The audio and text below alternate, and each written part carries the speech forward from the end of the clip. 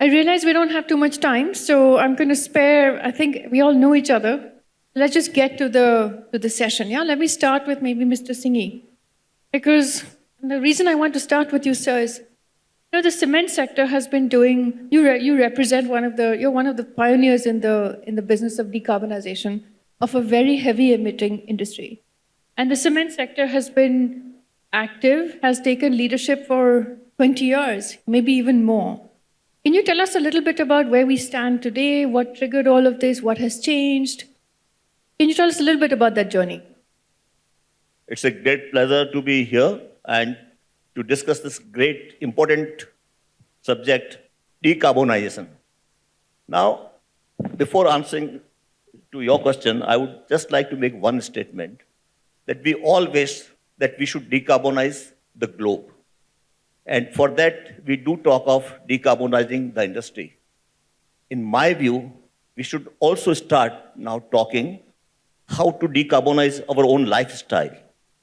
Until unless we decarbonize our lifestyle, which means that until unless we demand for green products, until unless we become individually also more energy efficient, more renewable energy efficient, whatever it may be, I think 100% decarbonization of the world and to contain temperature of 1.5 degree may or may not happen. Now, coming to your question, right question, first I would like to say that Indian cement sector has been most efficient cement sector in terms of energy, in terms of environment, globally. And it's not today, it's not 10 years, but maybe more than 20, 25 years. And the reason being is the entrepreneurs and professionals who could understand in earlier days that if we are becoming energy efficient, then because of high cost of energy in the country, we would be most cost effective, most profitable also. And when early 2000, when people started little bit about climate change, about carbon footprints or the CO2 emissions, then good work started in a structured way that what can be done by Indian cement sector so that we always remain cost effective and we always remain innovative. A lot of work has been done, and then Indian cement sector also came out with their roadmap that by taking these steps, we would be always energy efficient and maybe also better in carbon footprints than the whole world. Friends, I can share with you that India manufactures almost 72% of the cement as low carbon cement, which is highest in the world. Otherwise, in many countries, you will find 20%, 30%, 40%, but India is that country, and aiming for more than 90% low carbon cement in time to come. In this journey, many organizations, either from technology part of cement or equipment suppliers like Siemens, Mr. Sunil Mathur is here, they have been supporting cement sector in a big way so that we consume less energy, and consuming less energy means producing that energy or making energy transition possible. Secondly, India is also one country, or cement sector one country, place where we have been using waste hot gases of cement plant. And India is this only second country in the world who would be having now in all its cement plants, broadly in all cement plants, energy saving and then waste heat recovery power plants, which will be producing almost 35% of the energy of the requirement without using a ton of coal. Now, friends, the point is, what's way forward? Already Indian cement companies and Indian cement sector has the specific action plan what to do till 2030. There has been one organization which was called earlier CSI, Cement Sustainability Initiative of World Business Council for Sustainable Development, and now there's an organization called Global Cement and Concrete Association, which represents roughly 40% of the world capacity. So now there's a specific action plan that how all cement companies would be reaching to net zero carbon and net zero concrete by 2050. I would say about 70% of the India cement capacity is already committed. Now, what would happen? What would happen is that we would be now adopting renewable energy, say like my company, which was the first company in 2018 to commit for 100% renewable energy by 2030, usage of non-fossil fuel by 2035, and net zero and carbon negative by 2040. So now all cement companies are adapting, and if you see the last 2 years trend and next 5 years projection, you would find that most of the cement companies would reach to 70-75% renewable energy usage, which would not be in any other sector. Similarly, this waste heat recovery system. Thirdly, when we go to 90% or 95% of low carbon cement, we'll be able to contain the cost also, and at the same time, we'll be able to conserve resources also. Now, the challenge for cement sector is that because of chemical process in burning of limestone, we do emit carbon dioxide, which is almost 50% of our emissions. Now, how to control that? Good part is that many technologies have been identified that how do you capture carbon dioxide, and then either you utilize that or you go for sequestration by dumping in the ground. What cement industry is now doing, they are experimenting. Almost 15 pilot projects have already started working on it in Europe with the support of European countries innovation fund, that how carbon captured can be utilized or sequestrated. The benefit of friends using capturing CO2 is that it can produce green carbon, which can be used for making various type of products, including fertilizer, including carbon rod, including diamond, including methanol, etc. So the new aspect which cement industry is now exploring is that in addition to cement which we produce, how we can produce ethanol, how we can produce fertilizer, how we can concretize the concrete by giving less cement. Because our cement industry is one of the focus also. Can we reduce cement consumption by various means? It's not that we have to propagate usage of higher cement so that the capacity goes up. So my point is that Indian cement sector is working in a big way to bring down its carbon emissions, and even today also, whatever say audited figures are there in the world about cement sector, cement companies of India are having one of the lowest, and my company Dalmia Cement is having the lowest carbon footprints in global cement world. And at the same time, the way forward for us is how we can also support the society by taking care of the waste. So one of the two waste which we have been, managing is how to use fly ash of power plant so that the power plant goes on running and don't disturb the society. Second, how to use the slag, which is the waste product of steel plant, and how you can do it. Now the third major which has come out is that how you can use the municipal waste, which is also a menace, and then use it as a replacement of fossil fuel. Because of certain government policies, it has not gone to that extent where, because in India, we don't have a policy of polluter to pay. Whereas in Europe, US, Japan, you would find that they do get material also, they do get payment also. But in India, we have to get the material of waste also, and for waste also you have to pay because of transportation cost and everything. So India cement sector would be playing very constructive role in managing the waste of the country also, bringing down energy consumption also, going for renewable energy also. So it would pave the way of green energy transition. And the last point, we are also working, and many companies in India are working on just transition. It means that when we transition from, say, thermal fuel power to renewable power, or when we transition to other fossil fuel, we do train or reskill our people so that they don't go here and there. Thank you.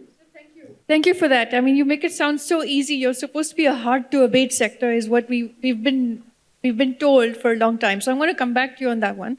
But I want to pick up two things you said. One is on CCUS, and then I think I heard you say that the government played a very important role in helping all these technologies come up. So let me just move over to Bella.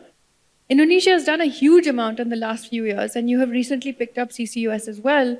Can you tell us a little bit of the considerations of the government in building out the policy framework for any kind of for carbon capture and storage? I think we're talking about gas, but it's up to you. Yeah, thank you for the question, Moha. So I'm Belladonna. Thank you for having me. I'm the Special Advisor for the Coordinating Ministry of Maritime Investment. I'm also the Executive Director of Indonesia CCS Center. So currently we have launched a few of the regulation as the environment enabler for CCS and CCUS. In 2021, we launched the carbon pricing presidential regulation that will allow the carbon trading. We launched the ministerial regulation back in March that will allow the CCUS and CCS within the oil and gas working acreage. And then we just launched our carbon stock exchange a few weeks ago. And then currently we are on the final stage in launching our presidential regulation in terms of CCS. So this presidential regulation, it will allow the CCS cross-border, and it will allow the emitters coming from the other sources such as cement, steel, petrochemicals, and others. And then it can allow also to inject the CO2 within the saline aquifer beyond the oil and gas working acreage. So as you know, that Indonesia doesn't really have stick or carrot, but then we're pretty much blessed with so many storage capacity. We do have around up to 600 gigatons, either combined saline aquifer and also depleted reservoir. And then as you know, we are also pretty strong in the downstream. We do have methanol, ammonia, and fertilizer, petrochemicals, and so on, where there are many global investors that consider CCS as the license to invest currently. And then as Mr. Mahendra was saying that, we have to go and look forward for the low carbon products. So that's why CCS is going to be the enabler for the blue carbon products such as blue methanol, blue ammonia, and so on, right? So then Indonesia, I think, is one of the leading Asia in terms of the CCS policy readiness based on the global report from the Global CCS Institute. We are the highest policy readiness government. And then, we are also developing and aspiring to be the regional CCS hub. We are discussing with many neighboring countries such as Singapore, Japan, South Korea, and many more to do the CCS cross-border, right? Because we can see that in order to make the CCS deployed in Indonesia and to attract the domestic industries such as cement and other hard-to-abate industries, we need to lower the infrastructure cost, which is, the levelized cost of CCS. And then to do so, we do need the global investors and also the neighboring countries to support this infrastructure and also the ecosystem value chain. As you can see that CCS is the most viable solution based on the World Bank report. CCS is consisting of 30% of the solution of total global emission.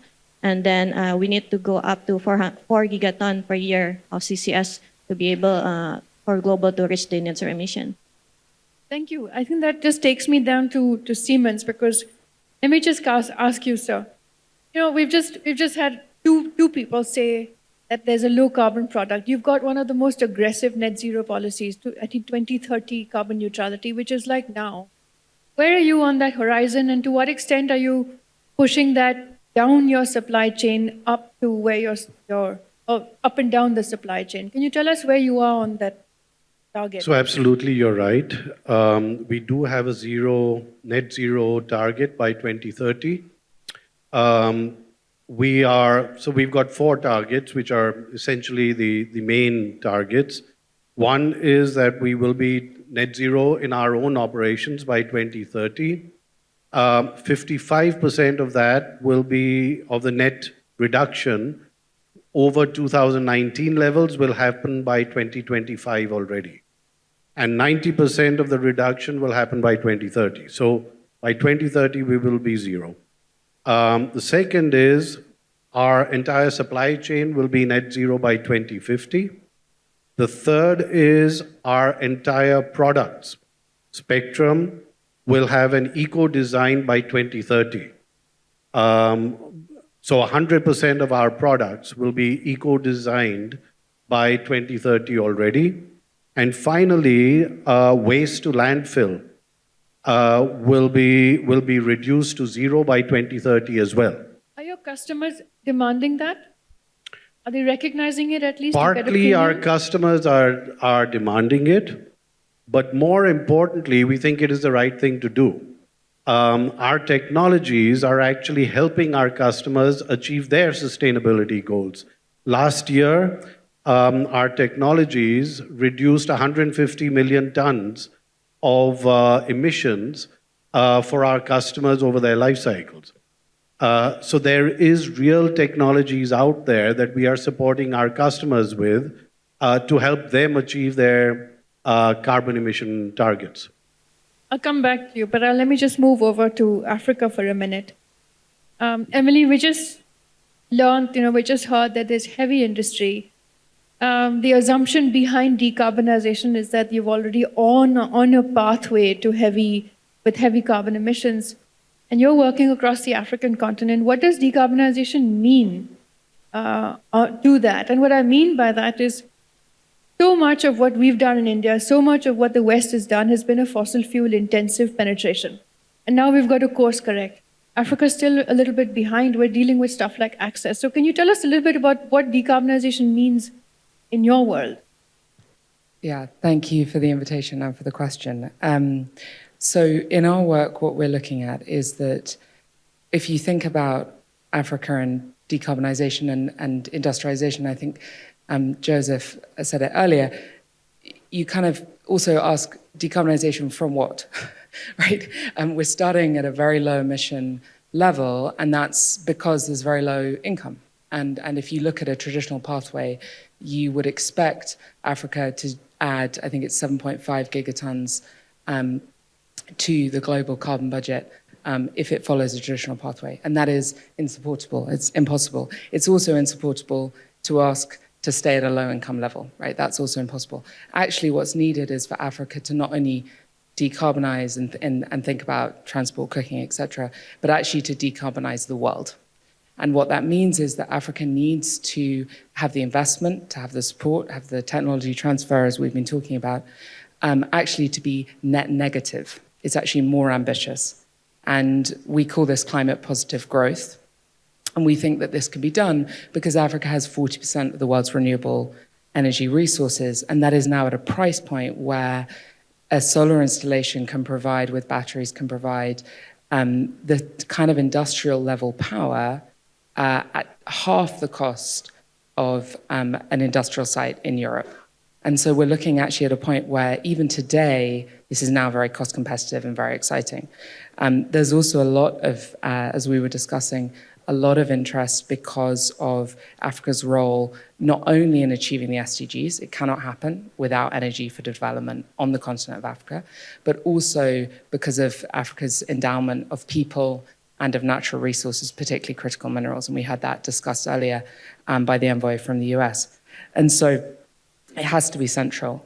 And what we would argue is that we're looking at this co-investment in both generation and also in demand, as well as offtake from, hopefully in partnership, South-South collaboration with India, but also from the global north, as well as in carbon capture and using that renewable endowment for carbon capture storage projects as well. So I'll pause there and we can... Let me move to, that's important. Let me move to, Ashish, let me move to you. We've had 3 very aggressive targets, even 4 very aggressive targets that you need Africa to decarbonize the world. You're representing one of the most aggressive targets that I've heard in a long time, 111. Where do we stand with that? We were talking about that even yesterday. It came out in a discussion. It's a very aggressive decarbonization target, policy, everything. So tell us a little bit about what's going on. Yes, it's very aggressive, it's very ambitious, and if I may, some people have actually told me that it's audacious. So, but the thing is that, let me take the example of the country. When we had a target in solar, we had a target of 20 gigawatt by 2020. Then it was okay. I mean, it was like, at that time also it was seemingly aggressive when this target was set. But then this target was raised to 100. And then people thought that it is just impossible. But at a country level also, we were able to get there, right? Now, when we come to this is just to set the context of setting audacious targets so that you are able to achieve a good level by itself. By design, it will happen. So what are the driving factors that would do that? So one is, of course, the technology. Now, given the current state of technology in hydrogen production, we are talking about green hydrogen, of course. 111 as in hydrogen, yes. Yes. So, in terms of the technology, the electrolyzers, the current state of technology, if we just draw a line of technology learning over next 10 years or so, say by 2030 or 33, we might achieve a level of about $1.50 to $2 based on the current known technology state.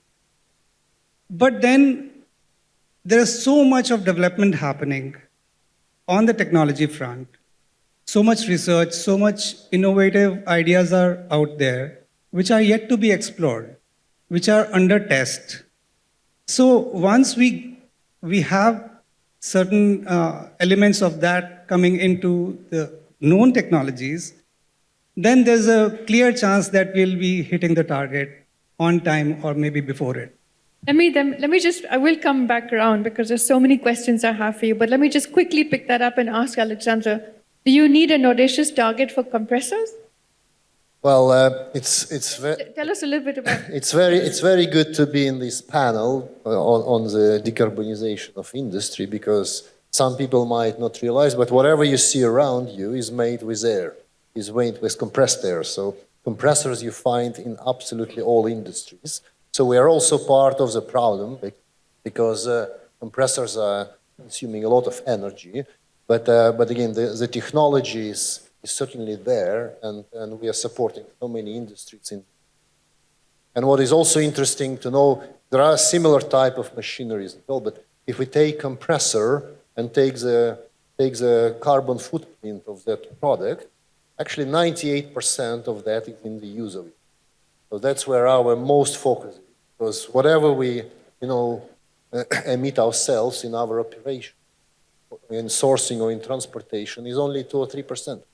If we talk about 10, 15 years of life cycle of that machine, which typically is running non-stop in the factories, so all the carbon footprint is from the use. So that's why the main focus is on the energy efficiency and of course on making it more accessible. Also, if we talk about India, for example, the good thing is that energy is not, okay, we would probably like to see it lower, but anyways, that supports a lot the case of. So in our case, investment in most energy products are also supported. There is a decent paybacks there, but for manufacturers, it's also important to make it more accessible, affordable in different markets. And if I take my company, today we localize in India, we produce locally here our most efficient range of products, which was not the case probably 10, 15 years ago, where the main focus was to make products which would be, fit to the market, would be competitive to make sure that we gain the market. Today, whatever we invent in other countries, we localize with certain time gap, but we localize and we produce also most efficient products here because the demand and the whole focus is there, and we see it's changing very much. And then, of course, again, the heat recovery was also today mentioned. It's untapped opportunity, I would say. So much can be done, because our vision for a utility room, where you typically have compressors and steam boilers, is making it all working together. When a lot of heat is wasted from compressors when they run, but that heat can be used. And today we also testing technology with the heat pumps, with steam compressors. So basically, potentially we can replace steam boilers completely, running it all on electricity and using heat from compressors to generate steam. Again, using electric power, and that electric power can come from renewable sources, and then we can close the loop. So I want to go back to the question on financing, because what Alexandra just said, made it sound like, I want to ask you all, and this is really anybody, how do you finance this? Are you doing this on your own capex? Because what you also said means that we've been trying to build out a market for energy efficiency using someone else's money, bank money, for a long time. And I think we've come to the conclusion that it's a difficult task. Let me ask, what's your sense on the financing? To experiment with new technologies, and particularly which has high impact as well as very high capital requirement also, what would be required is the risk partners. Risk partners would come by the way of financing institutions, MTBs, or a Green Climate Fund, and at the same time, the carbon credits. Yesterday, sir, sorry to interject. Yesterday, on a panel out here, we were told that it took 4 years for someone to get concessional financing from the GCF. How does one reconcile that? Things are changing, situation is changing, people are becoming more and more aware, people are becoming more concerned, and I think the way this finance alliance has been created in COP, and then the outcome would also be known now in COP28. I think finance, somewhat urgency is there, so it will be available, but at the same time, we need partners who can take risks in a combined way, because it is good for the future generation. It is not good for one company or one nation, for everyone. So finance can come by two ways. One, financing support by MTBs, and second would be the carbon credits. So if, as per Article 6.2 of Paris Climate Agreement, there is carbon credit market gets developed, then it can finance in a big way, because new technologies would be bringing down CO2 emissions in a big way, and that can fetch and that can support the project. Another good part is that Government of India has already started taking action on carbon credit management system, and that may also announced in a month or so. But still, we would need international carbon market where it can fetch anywhere prices of $50 to $150. And if that happens, then the technology of CCUS, which Madam Belladonna explained, or the audacious target which we have to meet for cement or for anything, which would be possible provided finance comes. But otherwise, whatever in a smaller way companies can do, which are the payback, having payback of 8 to 10 years. So like we have already doing it. And reason being is that we are factoring in the carbon pricing in our calculation. So that if there would be carbon tax, which is going to happen maybe in 2 years, 3 years time, then it becomes practical. And we are very, very confident that when this carbon tax would come for steel, cement, and various sectors in a few months' time, then the companies which will have the low carbon footprint or low carbon emissions, they would get benefit. And this is how also finance would come in. Thank you. Maybe I can just add another perspective on that. There is a perception that being sustainable will have an impact on your bottom line. I'd like to break that myth. If you look at hospitality industry, 60% of the cost of running a hotel is actually energy cost. We are able to bring in technologies, and we are doing it with a lot of the hotels here in the country, including this one, by the way, where we are able to bring a 60 up to a 30% saving in energy costs, right? Reduce the carbon footprint by about 600 tons, and a payback of 2.5 years. Now that makes business sense, and you are doing something for the environment. Industry uses 1/3 of the total, or is one of the contributors to 1/3 of the total emissions in the world. We have a factory in Mumbai, 50-year-old factory, which is classic of most factories in the country, which was producing 80 variants of a product on 3 production lines. We've been able to go from 80 variants of the product on 3 production lines to 180 variants on 1 production line. That is the saving in carbon footprint that you are actually able to have. A payback of 3 years, right? Now, therefore, I wouldn't always say that it doesn't make business sense. It actually does make business sense, to invest in these technologies. A, it brings down the carbon footprint, and B, it supports the bottom line terrifically. Yeah. Yeah, sure. Just another dimension to that is like we also heard in one of the panels here that money is also looking for projects.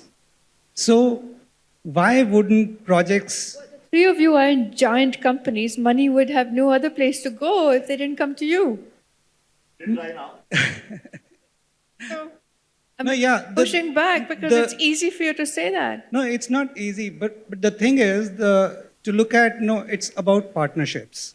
So you have partners in financing, you have partners in technology, you have partners in engineering, you have partners in technology, Siemens kind of companies, and other EPC engineering companies. So, I mean, it doesn't take, by alone you won't be able to do as much you will be able to do with a variety of partners. And finance is a very, very important component of that. Yeah. Maybe just to add and I was nodding a lot to everything that was being said. I think there's a couple of things very important to remember. One is that we have to be able to secure demand, and we have to be able to secure offtake, and it has to be reliable, it has to have high integrity, and from that, the finance can flow, because that de-risks the perceived risk. It's very important to distinguish between the real risks and the perceived risks, but that is a key component in reducing that risk. And if we can line up these different elements, as you said, in partnership, that's incredibly important. We need to coordinate across different sectors, which honestly sometimes don't always share the same stage, and actually they need to be brought into the same conversation. I think the other is just thinking about how do we get to scale, and this is particularly important on the continent of Africa, where you've got 54 countries, and we need to find ways for that regional integration through things like the Africa Free Trade Agreement, which allow us to get to a level of scale that make projects bankable. And I think with the move, this was heard a lot in Nairobi at the Africa Climate Summit, from the mining companies who are willing to invest. They want to do so in a low emissions way, but they need to find scale, and they'll do that through kind of really intelligent policy frameworks. And there's a lot we can learn on that as well. Yeah, I just want to add on to Emily just now about the de-risking, right? So basically, from my point of view, there are three things that we can talk about and emphasize on the financing. So the first one, I think we have to talk about the bankability, right? And then we have to talk to the financing institution that understand the industries. So for example, we talked about the CCS with the global banks, and then luckily the managing director used to work in the oil and gas industry, so then it can de-risk the risk itself, since he understands the landscape, right? So I think we have to talk about the bankability and the risking with the right people, with the right financing institution. And then the second one, I think we have to look at the economic at scale, just to mimic on Emily, on the concept itself. If we're talking about CCS, how we can make it economic at scale, we have to talk about the concept as in industrial clusters or hubs. So for example, Indonesia has many islands. We do have 13,000 islands. And then we are building different CCS industrial clusters in Sumatra, Java, Kalimantan, Papua, and so on, where is this industrial cluster is a collective collection of industries, from the emitters, the injectors, the transporters, the aggregator, the technical, and many more, right? So we do need to build all these building blocks within the industrial clusters, where later on, the industries can enjoy a lower infrastructure cost and many more. And then we do have many global investors that want to invest in these industrial clusters. For example, right now we're facing a global investor want to invest in Indonesia for $20 billion, and then their main FID criteria is whether they can do CCS or not. So it's not about profitability or returns anymore, but then they don't want to add their global emission portfolio. So that's the second one, which is the concept of it, and then we're facing to the industrial CCS cluster hub. And then I think the third one, how we can make it efficient, right? So if we're talking about CCS, you can do it in two ways. Either you're building a new infrastructure, new platforms, new wells, new facilities, and so on, or you need to repurpose the existing infrastructure. So for example, if we're talking about BP, right, in Papua and Tangguh, in the east side of Indonesia, They already have their existing infrastructure, and then they're pretty much set and ready to do CCUS and CCS. And then they already signed an MOU with the Japanese aggregator, which is Chubu, to later on to do CCS cross-border. Then later on will, help BP and the other domestic industries to do CCS at a lower cost, right? So I think those three that I can came up with, which is the bankability, the industrial and CCS cluster hub, and then the third one is to repurpose the existing asset or infrastructure. Just one line to add to that financing subject. Today, many companies like Atlas Copco and other technology providers offer product as service solution. So when basically instead of investing in a product, you can subscribe to a service, getting access to technology, and in many cases you see that the savings actually are higher than your monthly fee. So it can have very, very good case also in this type of model. Yeah, that's actually increasingly coming up. Turn it into a service, and that's the model that scales and can scale. I want to go back to the financing thing and cross-border. It's a bit difficult to be sitting in India and having a conversation with also Africa in the room without China. So I want to put that China question out here. Maybe about 10, 12, maybe even $15 billion every 5 or 6 years comes into the African continent from China. I'm curious, what does that investment look like? Is it following the decarbonization that we're seeing over here? You're financing this, you've got target first, aggressive target first, audacious target, and then you're saying, I'll figure out how to get it financed because I'll make it profitable. And you're saying, I'm going to change the business model, amongst other things, and there are other ways as well. So I want to know from yourselves, where does China fit into the whole picture? Is Chinese investment coming into Africa? Is it pushing towards green? And on cross-border work, we're doing much, much more work, India and China. Is that corridor greening up?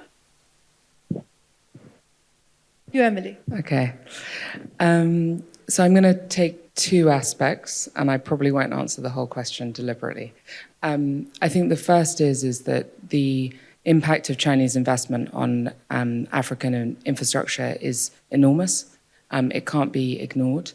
It is, I think, something that is often quite easy to not pretend isn't happening, but to focus much more on development and those sides and to see it not as part of that conversation. I think it's important to see the whole picture because infrastructure is absolutely critical to the story of green industrialization and low net negative development that we're describing. Because if we are industrializing, if we're going from being just extraction to also processing and adding value, the value that you're placing on the investment the value you're placing on your infrastructure is much, much more critical, right? And this is a story that in India is very well known.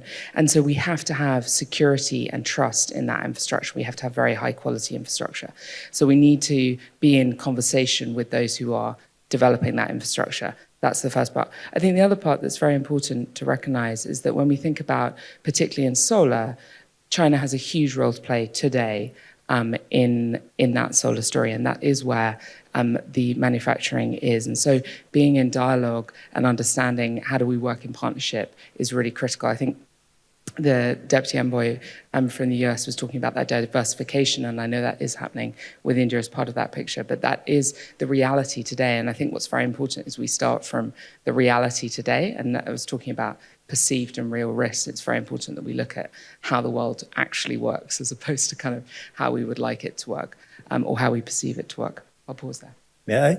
So the CBAM, which has been introduced, for which monitoring has already started from 1st October, I think people are seeing this as a challenge, but maybe this can also be converted into an opportunity. Reason being is that now each and every exporter of today or tomorrow, he has to think that how I can decarbonize.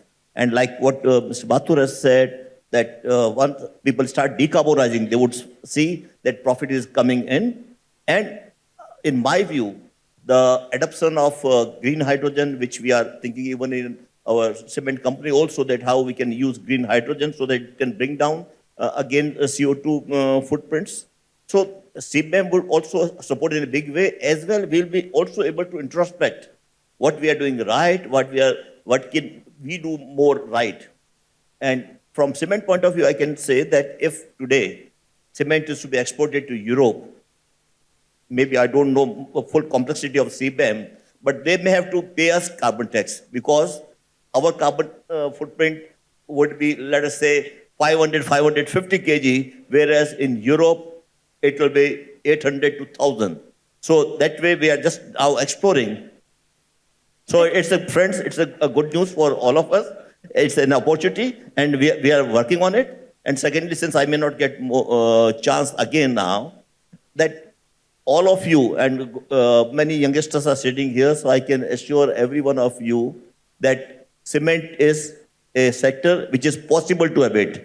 So it should not be called hard to abate, it should be called possible to abate. But of course, to making it possible, collaboration would be required. Thank you. I like that optimism. I think your friends may not have been agreeing for a while, but I like it. I like the change of nomenclature. Yes, and you know, like my philosophy or my company's philosophy is be happy and make others happy. And I call myself climate and happiness worker. Okay. Thank you very much.